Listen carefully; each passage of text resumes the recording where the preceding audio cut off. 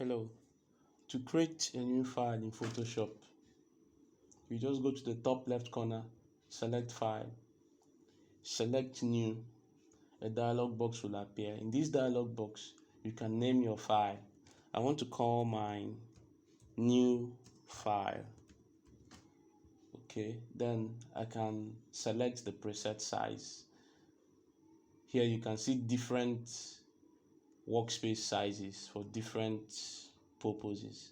So I'm going to select international paper and select A4. I like using 300 pixels per inch resolution. But once you are done with all this, you click OK and you have your new workspace. An alternative is to click Ctrl+N. Once you click it, a dialog box will appear and you can name it whatever you want to name it, and the workspace will open just like that. So this is how to create a new file in Photoshop. Thanks for watching.